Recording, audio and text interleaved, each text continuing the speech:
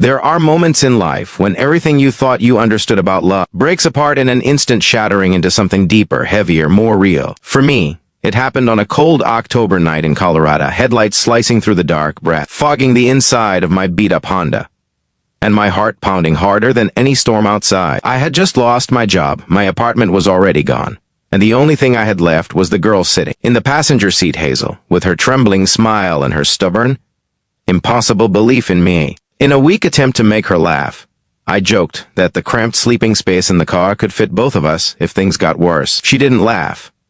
She just looked at me with those steady brown eyes and said that she would follow me anywhere. And that single sentence changed the course of my life more than anything else ever had. If you believe in kindness, loyalty, and second chances, make sure to like, comment, share, and subscribe. Your support keeps stories like this alive. The truth was, I hadn't deserved her faith in a long time. I was a man who had stumbled too many times, first when my father passed unexpectedly, then again when the hospital bills dragged my family under, and then once more when I failed to keep up with school and dropped out halfway through my last semester. Every setback piled onto the next, until it felt like the world had carved out a special corner of darkness just for me. And yet Hazel never left.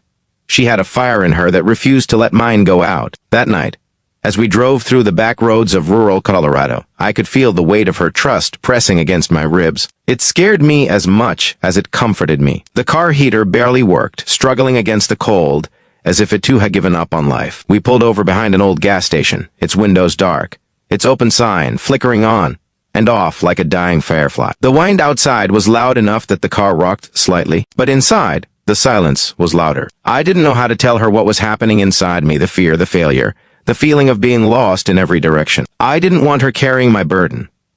But when she leaned over and rested her head on my shoulder, I felt something shift. It wasn't a solution. It wasn't salvation. It was simply warmth.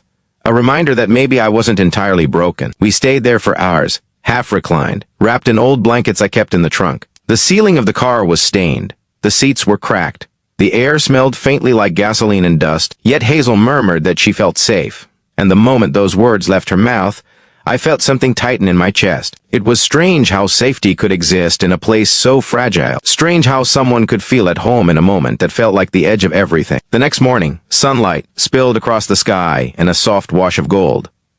I drove aimlessly, unsure of where to go. We stopped at a small park overlooking a ridge, and for the first time in weeks, I let myself breathe. The world looked bigger than my problems for once. Hazel walked ahead of me, her hair whipping in the wind, and I saw her as I always had, steady, fearless, endlessly hopeful. I wondered what she saw in me.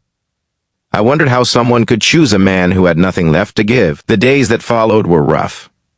We showered at gym bathrooms, ate cheap meals, and lived out of plastic bags in the back seat. I applied for jobs everywhere, restaurants, gas stations, grocery stores, but with no address and no stability, the rejections piled up. Still, Hazel held on. When she finally confided that she had quietly dropped her community college class just to stay with me on the road, I felt a guilt so sharp it made my hands shake. She deserved more than a cold car, more than a man still learning how to breathe again. But something else happened during those heavy days. Every morning she pushed me to wake up early. Every night she made me talk through my fears instead of locking myself away. Slowly, the fog in my head began to lift. She didn't just support me, she rebuilt me, piece by piece, without ever claiming credit for it. Her love wasn't loud or dramatic. It was steady, patient, and brave.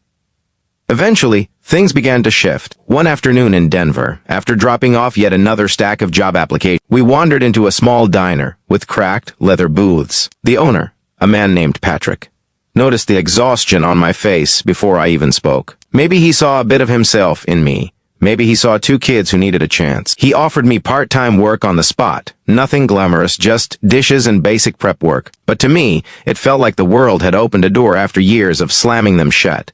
With that job came a little hope, and with hope came momentum. Within a month, we had enough saved to rent a tiny studio apartment barely bigger than the car, but with a warm shower and the smell of fresh paint instead of gasoline. We bought a cheap mattress, a single lamp, and secondhand dishes. Hazel cried the first night we slept there, curled against me, whispering that she always knew things would get better. I didn't tell her that her belief, not fate or luck, was the only reason they did. I kept working, moving from dishwasher to line cook, then eventually into morning prep manager. Hazel returned to school, this time with me cheering her on instead of holding her back. Our little apartment filled with laughter, late-night study sessions, the smell of overdone pasta, and the quiet comfort of shared mornings. And yet, every now and then, we'd talk about those nights in the car those nights when life was cold, cruel, and yet somehow beautiful because we had survived them together. If this story touches your heart, please like, comment, and share your support. Helps more people find hope in moments when life feels impossible. Before I finish, I want to ask something special. Comment below with the words, "Hope always finds a way if you believe." That even in the darkest moments, love and perseverance can pull us through. And as for us, I still remember that cold night when I joked about the sleeping space in the car fitting both of us. I didn't know then what life had in store. I didn't know that the girl beside me would become my anchor, my reason, my reminder that we're never as lost as we think we are. Today, when I look at Hazel laughing in our Colorado kitchen, sunlight catching her hair, I realized something profound. It wasn't the car that held us together. It wasn't the apartment.